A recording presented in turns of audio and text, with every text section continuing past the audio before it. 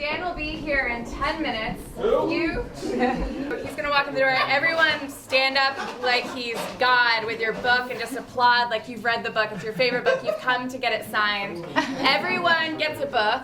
Everyone gets a book. And Harmon, hi, I'm Chris. It is so great to meet you in person. Big fan. Will you come with me? Everybody is super excited. Now, I just got to warn you, they're ready to get going. So as soon as we walk in, it's just going to start. And your function is? I'm just sort of here. I'm just going to like sort of facilitate and just sort of like, you know, anything you need. But I think it'll be pretty easy. Obviously, the crowd is super excited. And The crowd? are you ready? Yeah. Yeah. Oh, it's a good crowd. Okay. All right. Great. Here we go.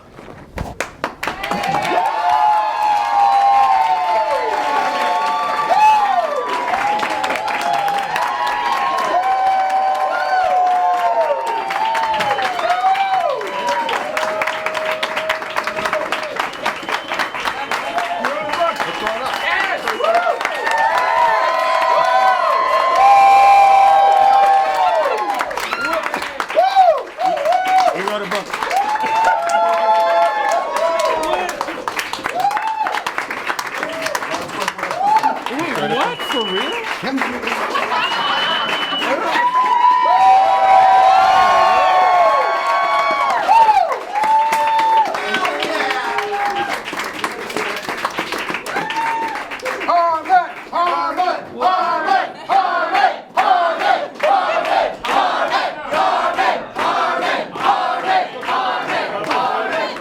These are the collected online writings of Dan Harmon from the years 2004 to 2012. I've known Dan for more of my life than not. He grew up in Wisconsin. He started with the Dead Ale Lives. Let's hear it for the Dead Ale Lives.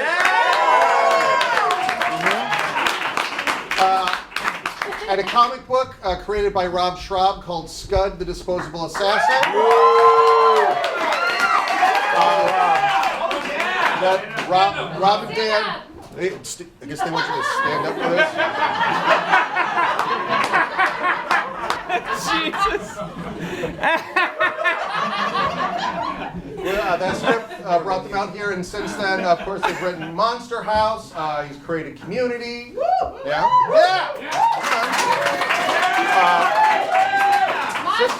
Monster House.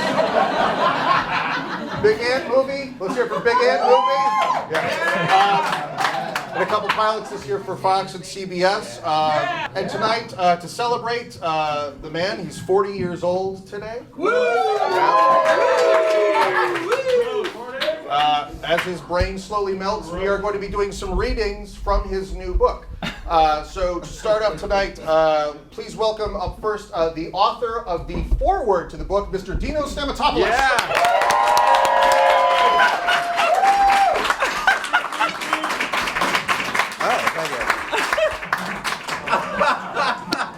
The fuck is so funny, exactly. I'm not even dressed as anything. Why, you ask, would Dan even be friends with such an envious, self-serving creature? I guess it's because I'm honest, and so is Dan, brutally honest. And you'll find out when you voraciously devour these next several pages. And the person he's most brutally honest with is himself.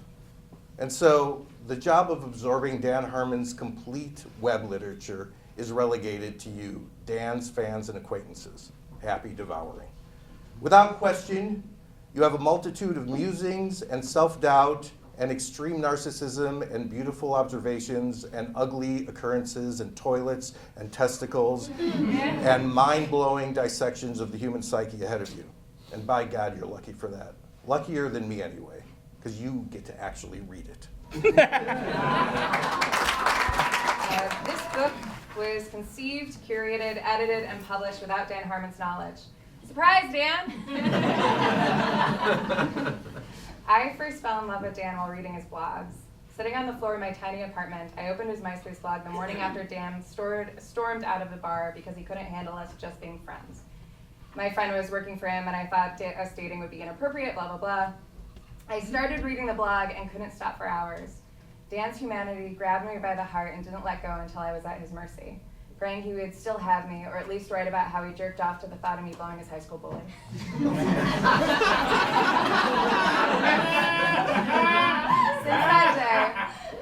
Since that day, we haven't spent more than 30 hours apart.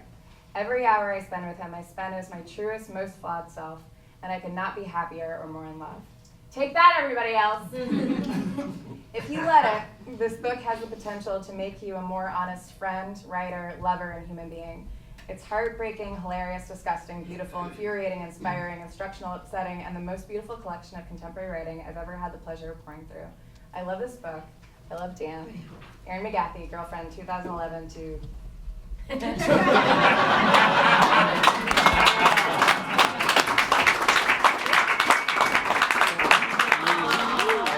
is called I'm So Fucking Hot. It's from August 14th, 2005. Oh my god. Dude, I'm so fucking hot and awesome. Whenever I walk into a bar, everyone sees me in slow motion. All the women want to stick their hands down my shirt and run their fingers through my ursine coat. And I have to grab their wrist and say, "Take it easy, sugar. We've got all night for that stuff." And then I just blow their minds with my knowledge of story structure. Until an appropriate song comes on the jukebox, at which point I leap to my feet and start shaking my ass. And I shake my ass so hard that quarters start flying out of it. And everyone starts cheering and picking them up. But I shout out, "Take it easy, sugars. There's no such thing as property." And they're all like, "Holy fuck, he's so hot and smart and socialist." And they drop the quarters and we all start dancing together like in that Love is a Battlefield video. Looking at the camera and shaking our shoulders. And I lead everyone outside into the street. And we're all dancing. And cars are screeching to a stop. And people are honking.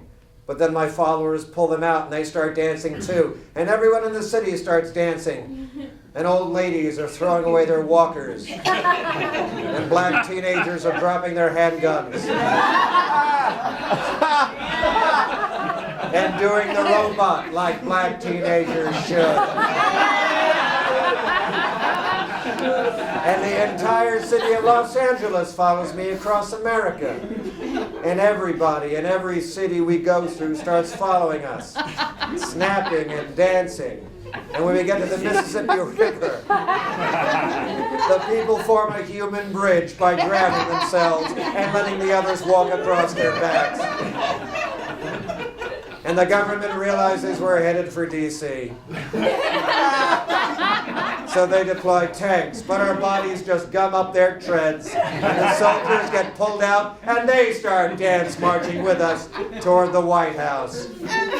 And the Secret Service tries to shoot us all, but they can't, and we just dance into the Oval Office, and everyone locks hands in a tunnel, and I come dancing in, and the president is like, "What is the meaning of this?" And I'm like, "What is the meaning of piss?" And I start peeing all over the president.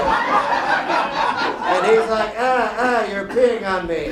And I'm going, "Yeah, because you're human and you're accountable to humanity. And this is what the insides of a human being feels like. It's hot liquid, it's visceral, it's life, it's God, and you've forgotten all that. So now you get peed on." And then I say, "Get him up." And two of the black teenagers that were previously redeemed lift the president to his feet. And I say, "This is for not protecting the people that pay your salary. This is for hurting the people stupid enough to trust you. This is for taking advantage just because you can. This is for telling people they should sit in a cubicle in a black tower, letting them think that doing that would eventually pay off, and then just letting some fucking assholes that you pissed off fly airplanes through their families, through their Dilbert cartoons and bobbleheads, and wake me for the weekend coffee cups while you sit in a bulletproof bubble paid for with their unpaid labor. This is for lying to yourself to them, to everyone, this is what happens to liars. And I fake like I'm going to punch him, and he cringes. But then I just kiss him on his piss-soaked cheek and walk away back through the tunnel of humanity, and it closes behind me and absorbs me. And the president just falls to his knees and starts crying. And he says, I'm so sorry. I'm so sorry. I've done such a horrible thing. I've been so bad. It's the power. It changes you before you even get it. It demands things of you. There's no such thing as doing a little bad to get into a position where you can do a lot of good. If you have to do bad to get into a position, then it's a bad position. And when you get into it, the devil is going to be on your call sheet. And he's going to have a list of things for you to do, and it never stops. You just get more and more evil. And I'm sorry that I was born rich. I'm so sorry. Someone forgive me. And all the laws and all the money just turn to dust. Because humanity has advanced. And we don't live in that world anymore. Everyone just acquires this innate and universal sense of priority. Everyone understands that people should just be good to each other. And the next 5,000 years are spent in peace. And they put my face on a stamp. That's how fucking hot and awesome I am. Hi, everybody.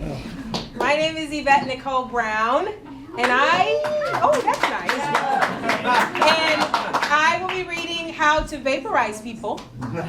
This was written August 15th, 2005. If you think about it, other people only actually exist in your mind.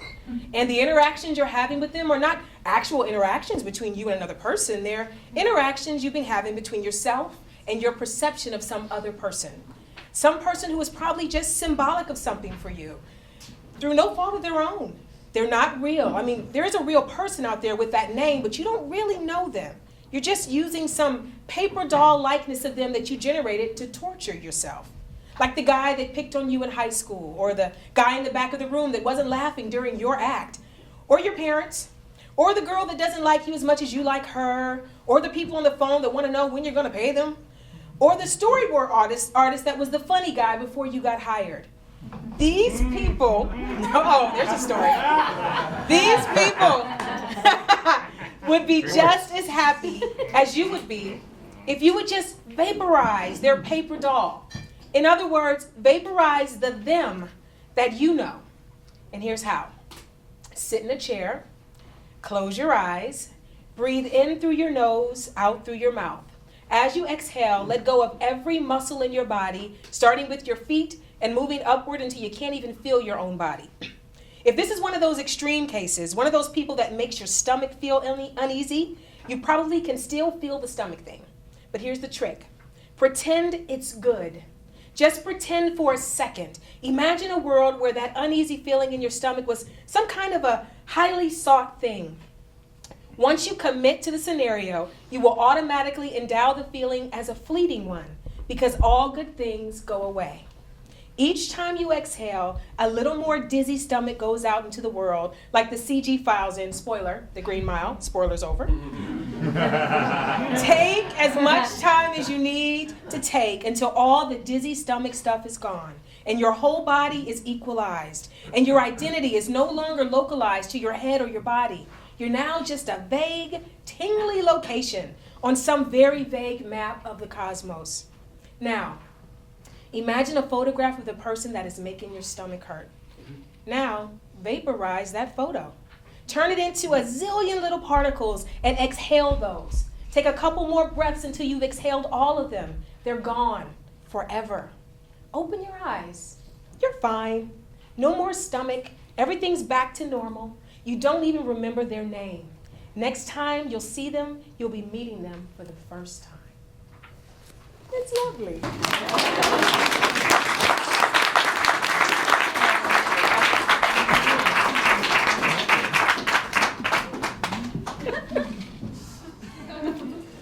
Declaration of Independence from Humanity, September 10th, 2005. Unquenched by meat, booze, and pussy,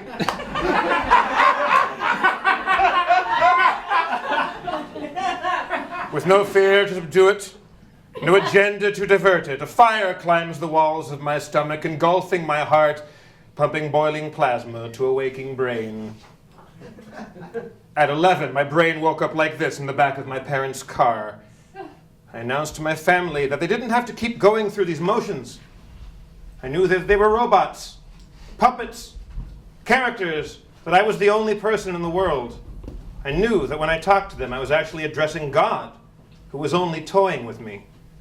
My mom got upset. Was she crying? My brother stared at the floor. My father shouted, finally, commanded me to stop it. Holy fuck, I thought. I'd only said it so they'd prove it wrong. I'm more right than I wanted to be.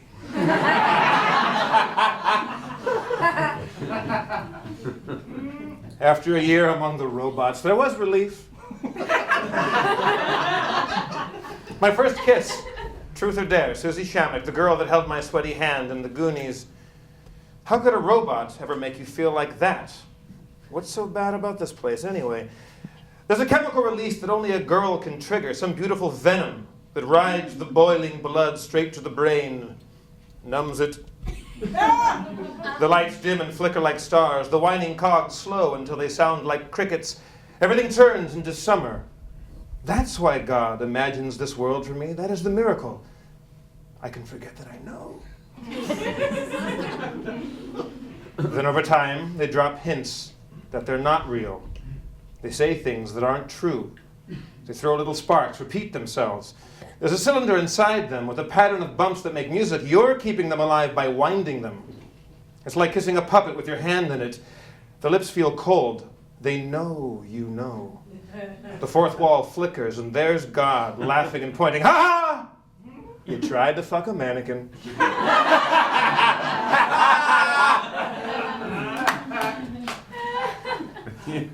20 years later, I'm knowing something similar but new.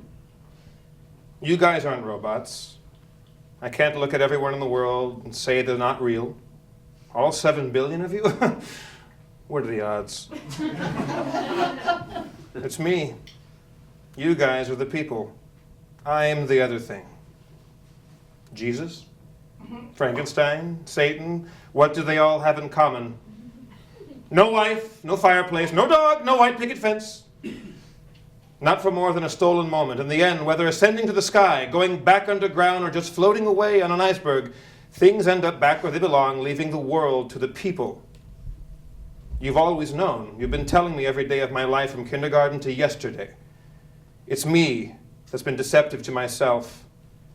I am a man made of goo. From deep underground, visiting your sunshine world.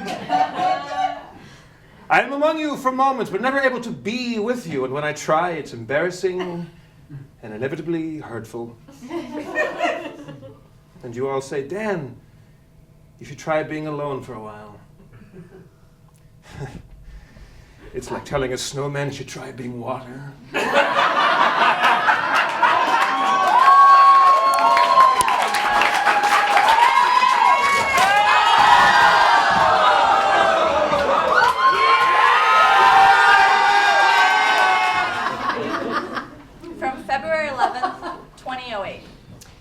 Dear German-themed restaurant's Redhead bartender, can I please marry the back of your head?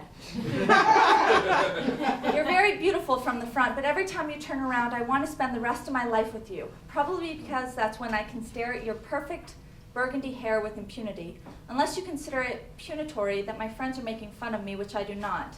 They're making fun of me because it's funny to them. And if they stopped laughing and pulled knives on me, I wouldn't stop looking at you. So it doesn't matter to me. It was my decision to share my fetish with the world, perhaps hoping to distribute, alleviate, and neutralize its shocking grip on my otherwise somewhat human mind. It didn't work. Maybe it made it worse. Maybe having celebrated my affliction, I feel permission upon seeing hair like yours to become a juvenile chimpanzee instead of struggling for higher thought.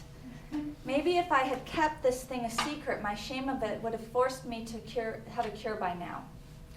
Men with Tourette's don't just throw up their hands and run through the street hoping others adapt. They burden themselves with the need for change.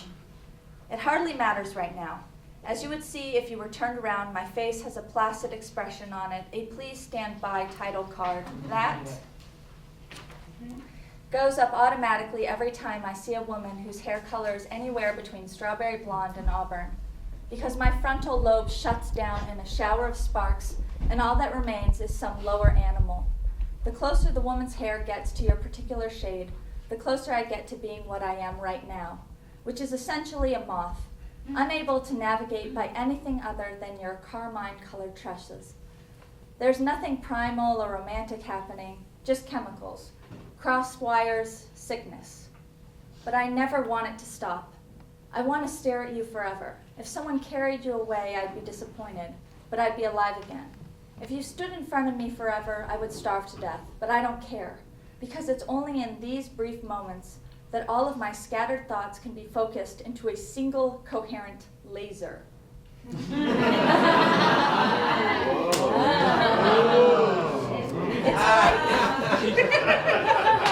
like laser She's dressed like laser. It's like being plunged underwater, but without having to worry about when I'll breathe again. When I see hair like yours, it no longer matters if I live or die. There's a longing to get closer to you, to touch you, smell you, hold you, but I'm older now, smarter now, more tired now. It would take days of strategy and small talks, starting with your name, which becomes a smile, which becomes some random combination of politics, pop culture, and pet peeves. Lists of rules, flaming hoops, embellished eccentricities, embarrassing ambitions, desperate affections. You'd show me the giant hole where your identity should be. I show you mine. We'd shove them together and create a sad smuck. Then we'd stick to each other while the vacuum decayed over 3 weeks to 24 months. And after all done, and we were both a little older and a little more scuffed after we had said goodbyes, and yes, of course I'd love to work with you one of these days, after everything good that happened on the way in had been undone by something bad on the way out. The only thing that would be left would be me wishing I could touch your hair. So don't turn around, German-themed restaurant redhead bartender.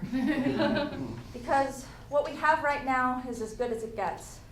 I'm happy to see that your lips are naturally pink and that they match your two barrettes, which I suppose are there because your silken cardinal locks long to caress your porcelain face as much as I do. But sooner or later, do a 180 and get back to the cash register or that beer tap so I can stop avoiding eye contact and just haunt you like a fat demon. Running my slime-coated lecherous gaze along the length of your lush, burnt maroon hair as it cascades over your shoulders and terminates in a straight line of slightly frayed tips just above the delicate impression of your bra strap. And after your shift, let's get married. Just me in the back of your head. Don't look at me while I promise to have and to hold you, to cherish and shampoo you, to be yours, for tangled or brushed, in cute hats and ponytails for as long as you shall stay that color. And we'll have beautiful half redhead, half lonely, fat pervert children.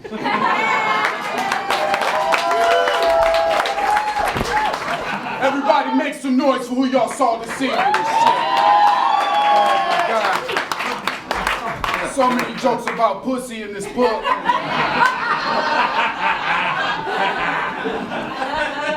White dudes, man, white dudes. I love this guy. I love him. Shout out to Steve Agee in the front row. Celebrities in this motherfucker, y'all. Okay, all right. This is called America's Crazy Neighbor, November 21st, 2006. Oh. Michael Richards just made white America feel a lot better about their ironic use of the N-word. He went up at the Laugh Factory, got heckled by 2 black guys, and he used the N-word, let's just say non-ironically. As in, you shouldn't be heckling me because you're a nigger. I'm paraphrasing, but that was the message. It's a yardstick the rest of us can use to be reassured that it's okay to sing, I'm a mustard-loving nigger, I'm a mustard-loving nigger. To ourselves while we make a sandwich on a Sunday afternoon. I know I'm feeling particularly non-racist today. Now, next time I see Brandon, I can say,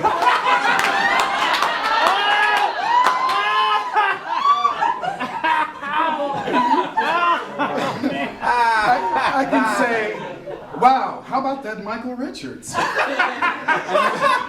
And we will roll our eyes together and embrace because of our mutual recognition of the real enemy. That will make up for the chalkboard. Thank you, Michael Richards, you racist Christ figure, for bringing the rest of us together. Wait, he's Jewish, right? See, this is the thing. I keep trying to explain this. Jews are racist. Genuine white people aren't. You have to look closer at the white race. There's a rainbow within it.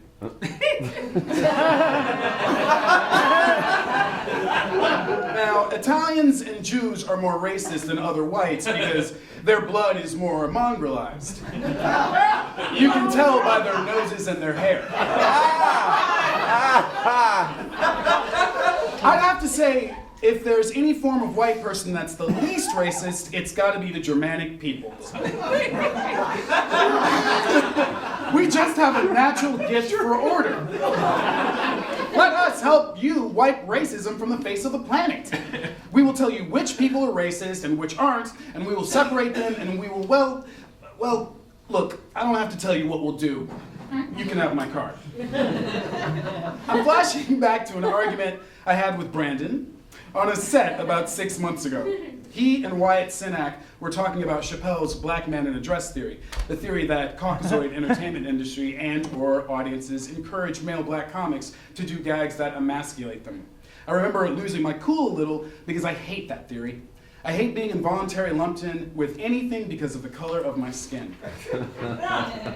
But I really can't defend white people anymore, especially after seeing Borat. I'm just a full-blown, self-loathing white person now, and I hate this cursed racist blood in my beautiful Aryan veins. You know, I'm not that white. I have a lot of Polish blood. And the Poles are a downtrodden people. I mean, I'm practically black. Please let me be black with you. There's nothing to whiteness anymore. It's a sinking ship, and I don't want to go down with it. I want to curl up in front of a fireplace with my beautiful black wife and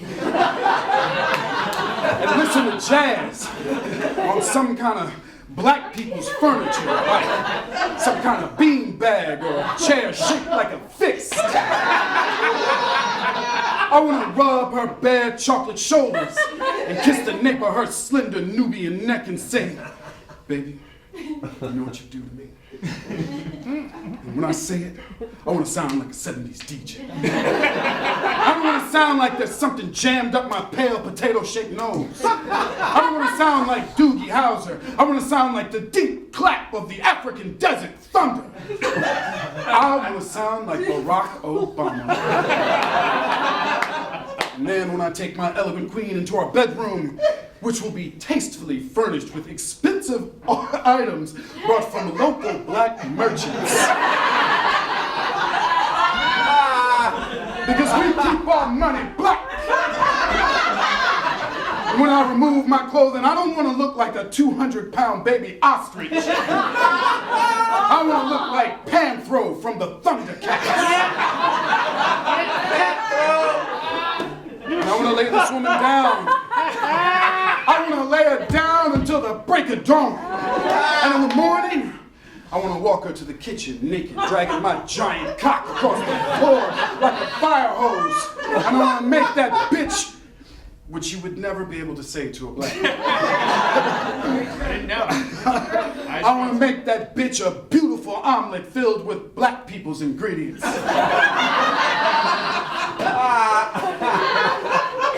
like green pepper.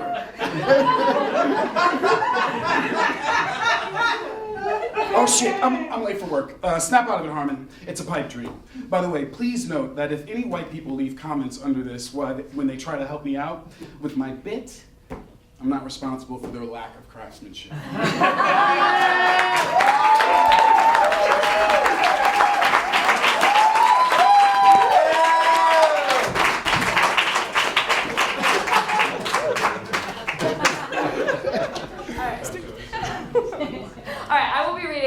Do you want your ex to date a fireman, a ninja, or a mumbly drip? April 8th, 2008. It's on page 196.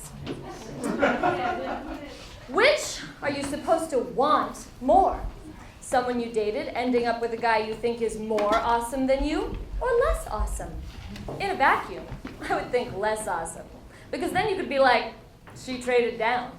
But that means she has bad taste, or that she herself sucks. And you loved her. And that's bad.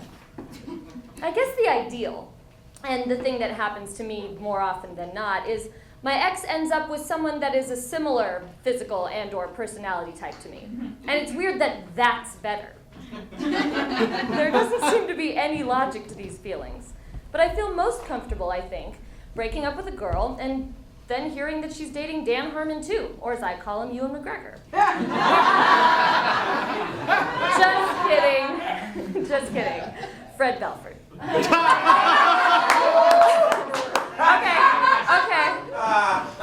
Patton Oswalt.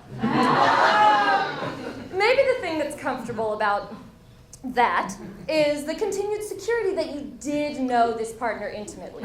You weren't with them. And that's them over there now, and they're not with you, and you're you, and she loved you, and you loved her, and it didn't work, and she's doing something you understand. She wasn't crazy, and she wasn't hiding or suppressing some vital piece of information about what it is they really wanted. And I guess for that reason, it's also comfortable to break up with someone and then hear that they're with douchey, fratty banker guy. Because, first of all, those guys are always good for an honest handshake and a, right on, bruh, nice to meet my girlfriend's ex. And second of all, you can just write them off as generic or even idealized men. And your girl ending up with one doesn't surprise you. It doesn't catch you off guard or raise all kind of alarming and embarrassing questions. It just means she finished eating a plate of spaghetti and now she's having a corn dog. Or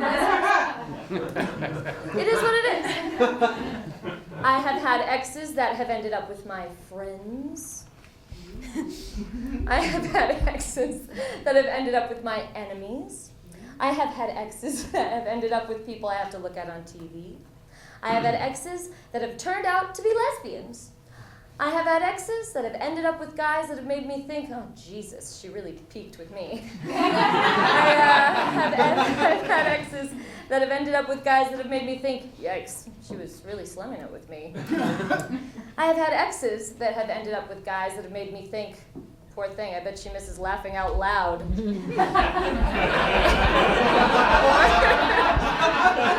or, hey, I think that guy's cooler than me. Oh, she finally found the right guy. She deserves better, or I should have treated her better, etc. I even had an ex that killed herself, which is like breaking up with someone then hearing that they're sleeping with God. And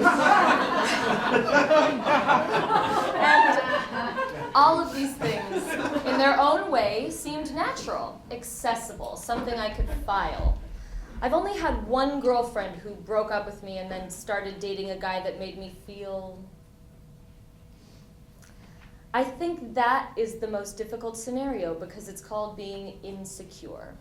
Feeling vulnerable, confused, unsure about yourself.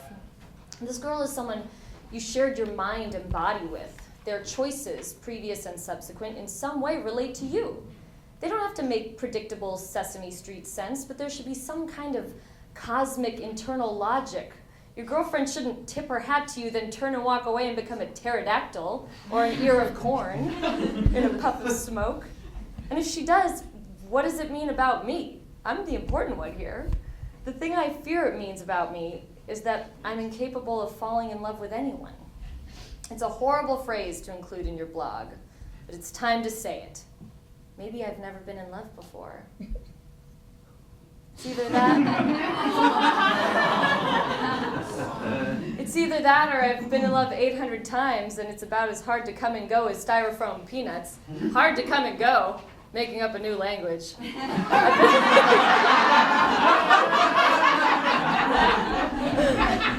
I've been awake for 2 days straight, chasing a sitcom deadline, using performance-enhancing drugs.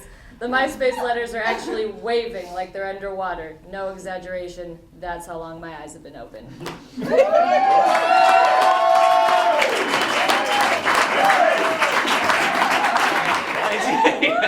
Jim Rash, I'm reading on page 93.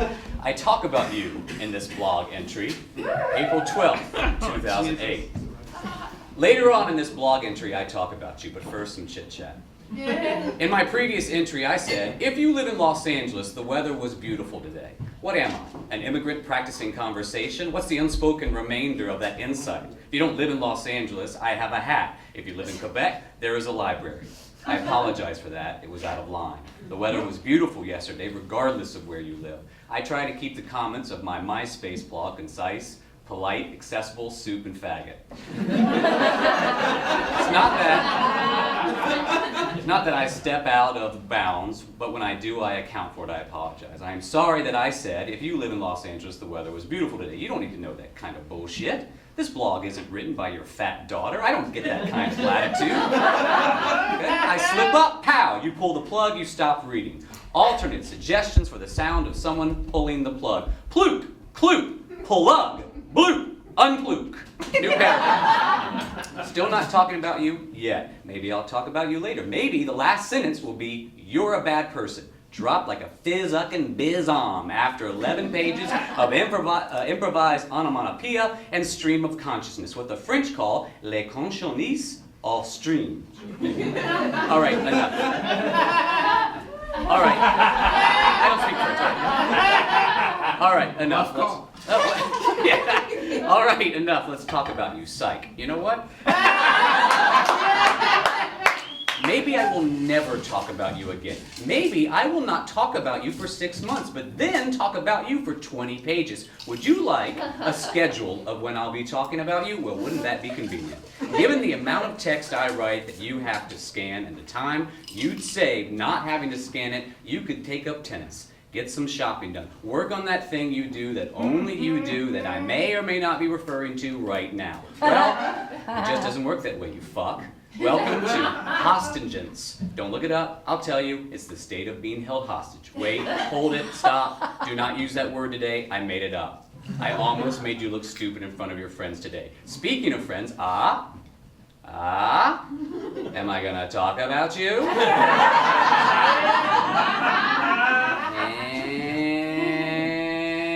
And no, new paragraph, nothing to do with you. Hey-o! I'm not talking about you. I'm not talking about you yet, but I'm talking to you. Just you. You know who you are. You know I'm only pretending this is generic. You know I'm looking directly at you and you alone, and there is something I need to say to you and that I would only want to say if I was talking to you. I shouldn't have this kind of control over your life. You should be floating through space and have Newtonian interactions based on your gravity, your mass, your momentum. I shouldn't be affecting you. I think you should stop reading. I promise, if you stop reading right now, I will stop writing. Ugh, okay, we both broke that deal. Another paragraph. What's this going to be about? Is this going to be more bullshit about how sad, lonely, and scared I am? You don't have time for this shit. If I'm going to say nothing of any importance to you, the least I could do is keep it short. If I'm going to talk about you, can't I just get to it? You don't have all day. You have a conversation scheduled immediately after this to talk about me talking about you. I feel bad. I feel bad about this enormous amount of self-expression. I can't imagine how angry you must be when you pull up to it in your empty pickup truck and see how many meaningless chunks of me you'll have to toss over your shoulder before you find anything that reflects enough of your special face. Well, here, let me give you a break. Here's a shiny gem about you. I think you're stupid, selfish, and untalented. Here, let me help you load that into your truck, you vacuous piece of shit. We'll strap it with some bungee. Actually, why don't I ride with you so I can help you get this over to your identity pile? It can be pretty heavy to realize that I perceive you as a whiny, empty, self-important bore. Is this your pile here? Oh, wow. Wow, impressive. Man, you sure have a lot of stuff from other people on here. Man, you sure have a lot of stuff from other people on here. No, that's not a judgment. Although I suppose if it was, it would go right on that pile.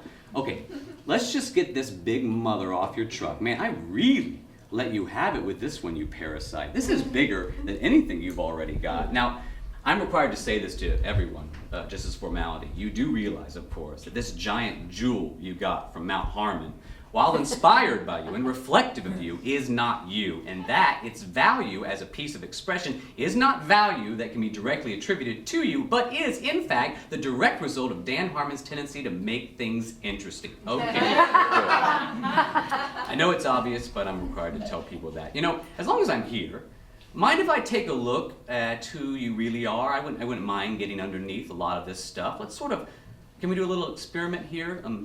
We can put everything back the way we found it as soon as I'm done. I just want to try something. Can we please remove everything from your identity that is the result of someone else saying something about you? Let's say, whoa, easy. I'm not doing anything permanent. We're going to put it all back. You're going to be who you were before I came here. I just want to show you something.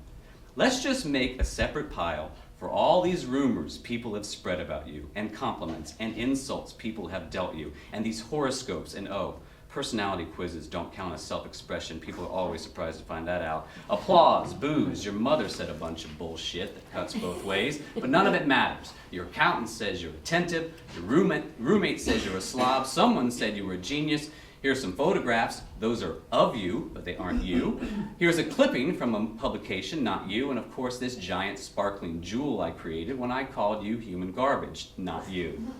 Next, let's set aside all these things you like. Yes, the things we like are there because of who we are, but we're trying to get to the who we are part and not the BBC America, Sunsets, Baby Elephants, and Converse. Okay, if we did this right, what we should have left is the stuff you generated, including anything you've expressed about yourself that hasn't been propaganda, sabotage, or lies. And we call that your actual identity. Well, now, don't be ashamed. Just because it's not a giant pile of stuff doesn't mean you're not a person. It's exactly fears like that that lead to people overpiling other people's stuff. You have plenty here, and your pile is cleaner. It makes it easier to make it bigger. What do we got here? You're a chocoholic? I'm sorry, that shouldn't be in here. That's just saying you like chocolate. You can't put a holic after something you consume and call that an identity. Aw, what's this little doodad? Did you make this? See, there we go, you make stuff. Everybody makes something. Let me check it out. I won't break it, I'm very familiar with these. This is called an attention sucker. It's designed to draw attention toward an identity pile. These are cool. Can I show you something? I have to actually open this. It's okay. Take it easy. I make these things all the time. I know them inside and out. A lot of people hate these things because they draw attention to identity piles that have nothing in them but more attention suckers. But inside every single one of these lame-ass, embarrassing, derivative pieces of shit that we make is something incredible. Look there, see that? It's right there at the center. There's a little baby expression. See how pretty? This expression contains something called need. And even though no two expressions of need are the same, the need they express is universal and eternal. So much so that you normally can't even see it, unless it's expressed inside one of these little gems. Isn't that pretty? Look at that need. Look how insanely incomplete and alone you are. It's infinite.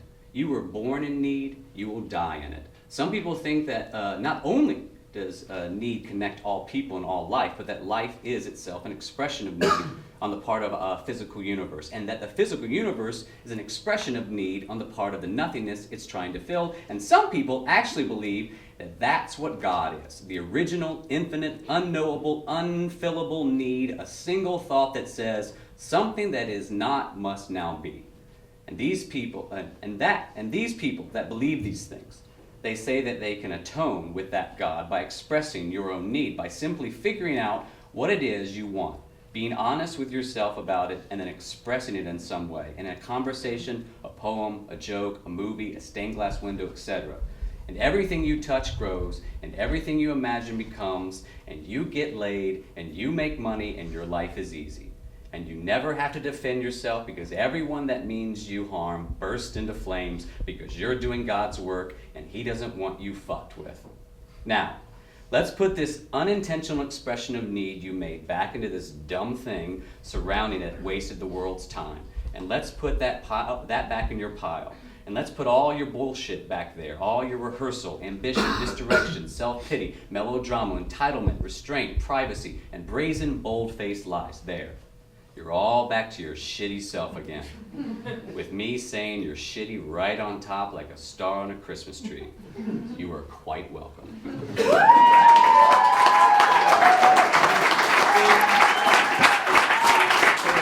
I am a very happy dude with a perfect life. But the first time I get sick, I'm out. I'm killing myself. I've made it this far without a single broken bone, allergy, or bee sting. I've had a couple of stitches and a cavity, and one time I thought I had hemorrhoids, but it turned out there was half a kidney bean stuck on the outer rim of my asshole. I was putting Tux pads on the fucking thing for 2 days, and then one morning I wiped extra hard and it came off.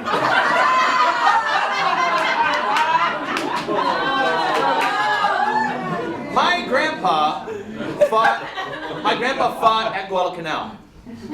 It was one of the most hellish campaigns of the bloodiest war in the world. And he came back home and he never said anything. He drove some trucks. He built some shit out of wood. And one day, when he was already old, he was welding the inside of a fuel tank and it blew up. And they took him to the hospital and he looked like Freddy Krueger, and they took skin off his ass and they put it on his face.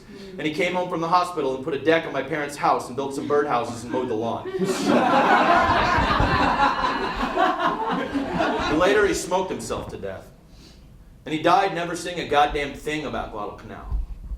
Me? I had a fucking bean on my asshole and you would have thought it was Saving Private fucking Ryan. I bet I complained more about my phantom hemorrhoid than my grandpa complained about having to pretend to be dead so the Japanese didn't bayonet him. No, you guys go to the Tori Amos concert without me. Find a new friend there. It's too late for me. I've got a hemorrhoid. And it wasn't even a real fucking hemorrhoid. Have I made that clear? You know, sometimes the beans don't get all the way turned into poop, you know? And you can see a little part of the bean or a peanut or some spinach in there. Well, half a bean stayed on the rim of my asshole. And somehow, I don't know, maybe because it was concave there or there was suction or something, and it just was there. And I tried wiping and I was like, ooh, that burns, that hurts. You know why it was burning? It was a fucking spicy bean. It was from some kind of southwestern chicken wrap or something. Look, I can talk all day about this, but I'm not gonna. It's embarrassing. I thought I had a hemorrhoid, and I was pretty much ready to call it quits. That's my point. And one day I'm gonna have a real hemorrhoid. Here's the thing, I don't want one. I don't want to get sick. I don't like doctors. I don't want to take pills for my heart. I don't want to have a special bag hanging out of my dick because my kidney's liver doesn't whatever. I don't want to have to give myself shots. I don't want to be like Goldblum in the second act of The Fly. Shuffling around in a flannel shirt, oozing adhesive grease, and lecturing the world about puking on donuts while my ears fall off and my sexy girlfriend cries. Guadalcanal, you know? This motherfucker. He wouldn't even talk about it. I can't order a pizza without complaining. I complain having to go to the grocery store to get quarters so that my cleaning lady can wash my shitty underwear. If I was in war, I'd never shut the fuck up. I'd be crawling around on the White House steps. What have you done to me? My grandpa probably killed so many Japanese I wanted to apologize when I met Ryan Nagata's grandma.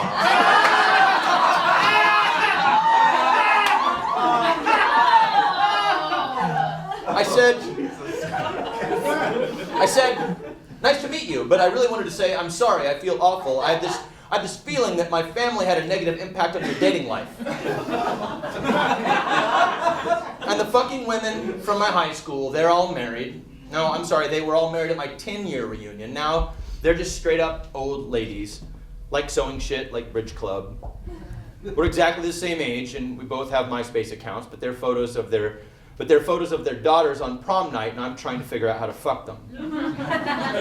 I'm a child. The women I took to see Die Hard in the theater now have children. You want to know how old those children are? Some of them are clearly so old that if I met them, I would ask them if they had any pot. And while we were smoking it, I would say, you know, when I was your age, I took your mother to see Die Hard. Wait a minute. Die Hard. That was 20 years ago, and Bruce Willis still looks great. Did you see him in Live Free or Die Hard? He looks great. I'll be fine. I just need to do some sit-ups.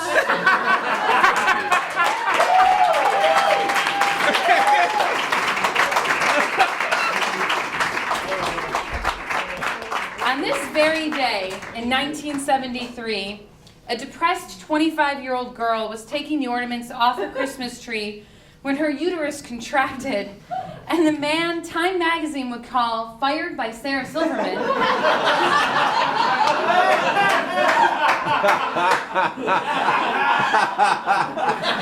started sliding out of her vagina. It was a birth that would pay off for that 25-year-old girl in ways that none of her planned pregnancies ever did. I imagine a single tear running down her unconscious cheek while the doctors appraised her newest baby for symptoms of her previous child's degenerative mental condition. I picture my young father giving a sigh of relief while being told that this one probably wouldn't be retarded, perhaps smiling as he hung up the phone and got back to work. I'm sure it was a busy day at the office, but I like to think he found time to slip off to the men's room, look himself in the mirror and think, now I have 3 children. My mom always calls to ask what I want for my birthday, which she has always been careful to separate from the other seasonal holidays in a futile attempt to circumvent my Christ complex. I always tell her, Mom, you already gave me the greatest gift that can be given. You raised me in a family so dysfunctional that my blunt, mediocre talents adopted the illusion of a slight edge and allowed me to make money without working very hard. There's also that gift of life thing, too. But judging from the date of my birth, I'm guessing the thank you card for that goes to the Supreme Court. Can you imagine a world without me? And can you imagine a decision of that magnitude left to a woman? You girls wonder how a man can be misogynist. Don't you see? Every man trying to control you started life as a bag of jelly in a woman's stomach. Ruling the world is our compensation for the fact that you rule our lives. I was at my best then. Drug-free, no bad scripts, spine like rubber. All potential, no failure, universally lovable. And yet, if it weren't for the all-male government of my prenatal era, some crazy bitch could have killed me in my sleep. I'm kidding. I'm pro-choice. Because although I was unplanned, and although I've had a perfect life, my favorite parts of that perfect life have been the parts during which I was asleep. You know what an abortion is? It's letting a young writer get some sleep. Don't let some Republican tell you what a fetus wants. I am as close as you'll ever get to a conversation with a fetus. On behalf of all of us, we don't want to live. We want pussy and sleep. Give me that for my birthday. Also, don't forget to tell me that I have a doctor's appointment on Monday at 10:15.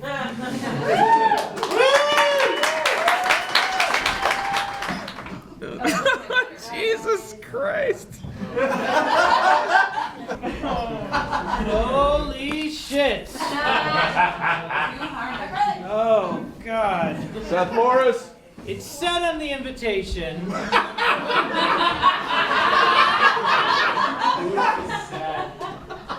Dress up like Dan Harmon. Oh, really? Or yeah. Not. Okay. Ladies and gentlemen. What's that? Excuse me? mic that doesn't do anything. Dan, ladies and gentlemen, my name is Rob Schraub, and I've known Dan probably longer than anyone here, right, Chris? Yeah. Right, Chris? Yes, Rob. From page 227, proof that God is a development executive. From January 14th, 2007. Earth, gay title, hard to spell. Demands faith, demonstrates none. Cannot be fired by anyone you're able to reach, but may stop existing if ignored, which explains all the noise and destruction. Earth, originally much smaller and hotter, ended up 10 times bigger and watered down. Yahweh? Jew alert. Demands weekly meetings, never shows up, keeps other projects separate so nobody can compare notes.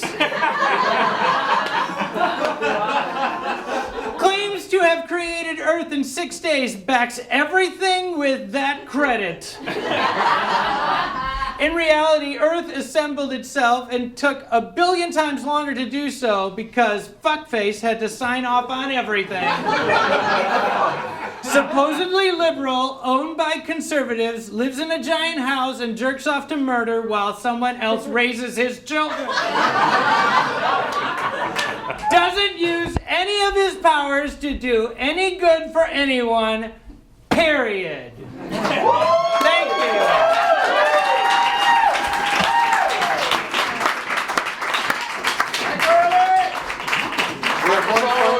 Now reading his story, A Letter from the Future. This is the author of You'll Be Perfect When You're Dead, ladies and gentlemen, Dan Harmon.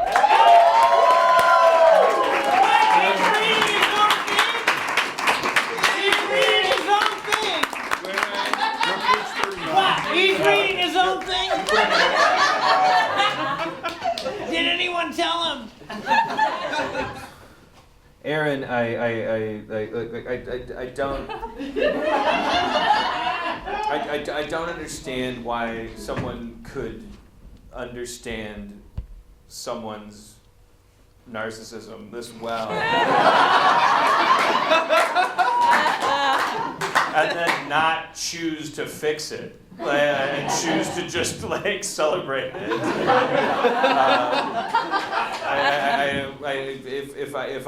If I was this in tune with what made someone a bad person, I would try to recondition them.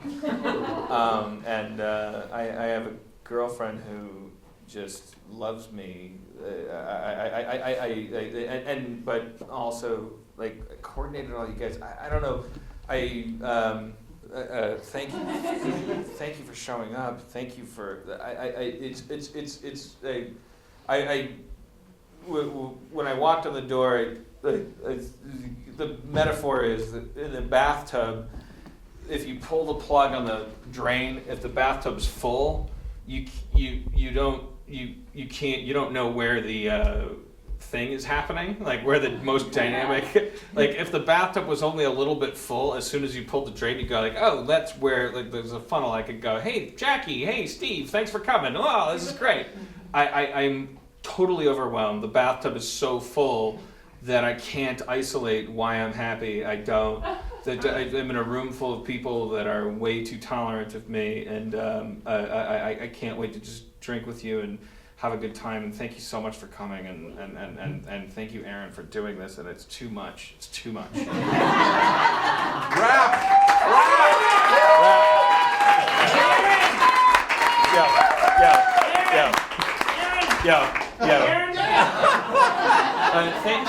Thank you, Abed, for indirectly causing the destruction of my home. It's the least I owe you.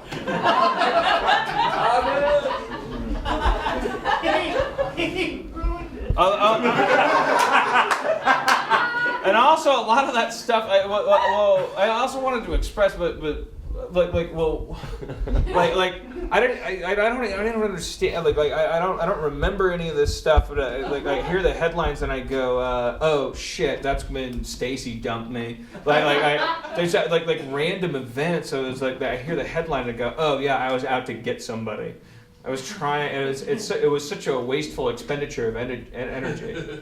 Like, obviously, this guy who's so much more talented than I am in 2005, like, should have had his mind on better things than hurting a girl.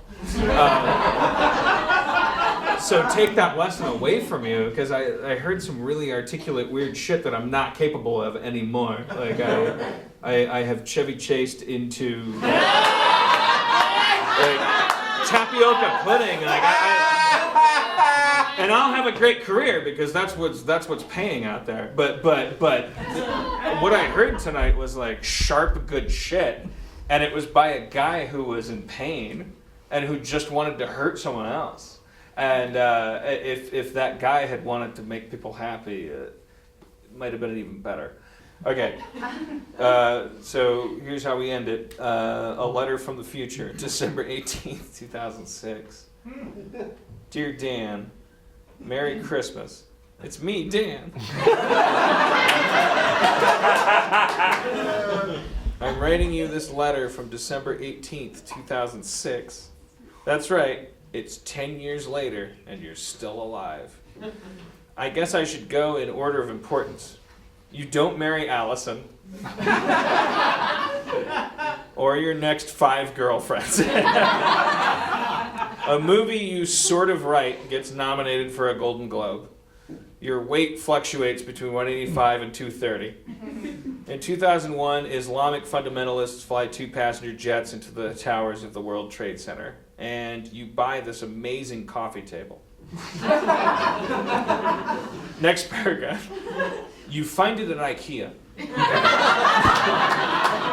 It's genius.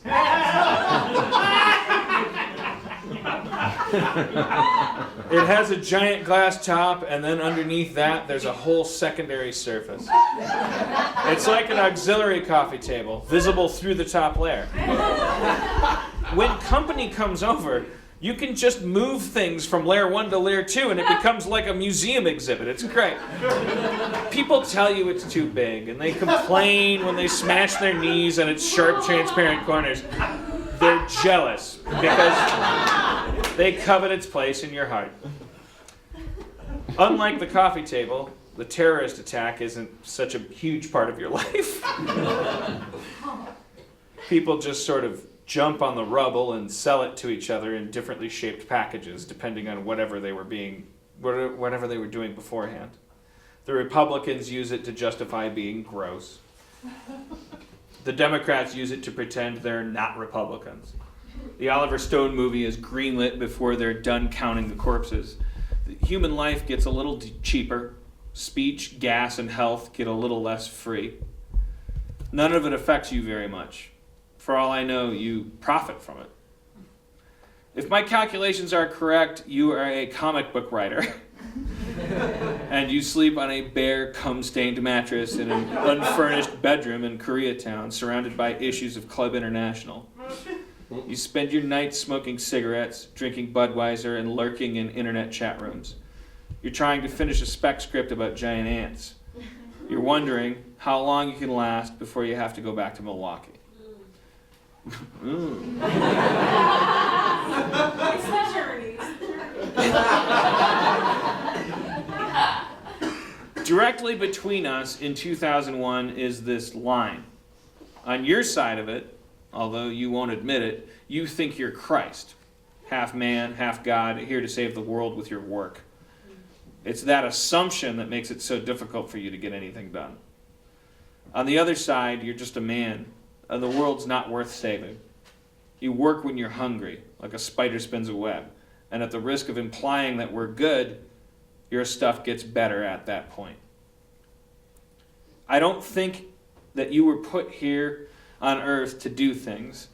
You seem to accomplish more through laziness and selfishness than you ever have through hard work. For instance, having never broken a real sweat over the last 10 years, I'm nevertheless writing to you from your office on a small studio lot. There's a cast and crew down the hall. taping a promotional video for a new sketch show you're running. Your own show. Your dream show. All the people working on it are people who were drawn to you and Rob by similar ambitions, philosophies, and talents. By following your own satisfaction somewhere along the way, you've created a little Camelot, a round table of autonomous geniuses, better people than you, good people, happy people, honest people. If that's family, it's that family, that kingdom, that I'm positive is your only decent accomplishment, more so than anything you'll ever write. That's why I wrote to you. Not to tell you to change anything about the way you do things, but just to tell you to take it easy. Nothing you do matters as much as you think. Your greatest achievements aren't yours at all. They're accidents and jokes. You're a puppet. The universe does the work, and it gets the most done when you're moving the least. Surrender, flow, relax. Don't be hard on yourself. Don't put pressure on yourself. Life is just a chain of experiments and results, and you'll be perfect when you're dead. Over the next 10 years, there are women you hurt, and there are women who hurt you. There are times when you're a sexy genius, and there are times when you're an ugly idiot. Times when you're broke, times when you're rich. It's never up to you. And it has no correlation with your happiness. Best years of your life are spent in abject poverty.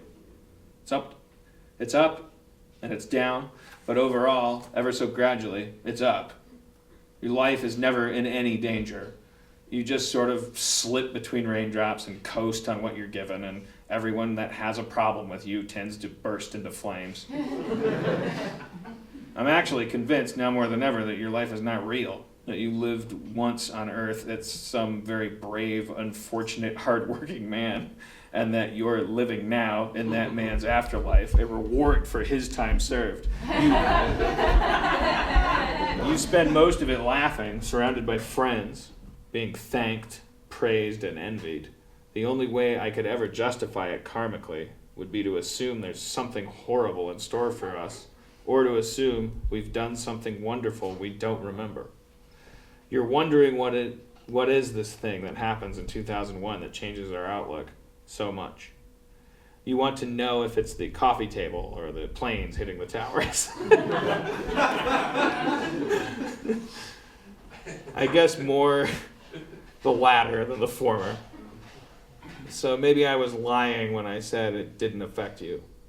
There was this one night after the towers fell, when you and Jeff Davis are driving down Franklin Avenue and the streets are lined with college kids holding candles, waving flags, and shouting, USA, like they're at a hockey game. It makes you hate your country and your species. It pushes you over a threshold, forces you, in pursuit of logic, to take your hands off the wheel. These are not your people. You have nothing in common with them. There's a night when you bolt upright in bed and you can't breathe, and you're so angry and confused. You're shouting. The government has failed. Those poor people in their cubicles looking at their Dilbert cartoons, suddenly being murdered by strangers, paying the price for goods someone else received. Where is their apology? Why aren't we changing anything, etc.? Your girlfriend tells you to go back to sleep, and you do. And when you wake up, everything is fine. And you dare to ask yourself, what would I do if I found $1 million? The answer isn't that you'd buy $1 million typewriter. You'd get a house with a fireplace and you'd sit down and have a glass of scotch. It's at that moment when you realize your job is just a job that you start doing it again, and doing it decently. So like I said, just relax. These things just happen. Your life unfolds. It's not a maze where you turn left or right. It's just a little ride where you're buckled in and then it's over. Anyways, it's that time of year. Time to be nice to the strangers and friends we like. You were the first person off the top of my head in both categories. I admire and respect you. Just kidding. I do like you, though. You're my kind of guy. Merry Christmas, Dan Harmon.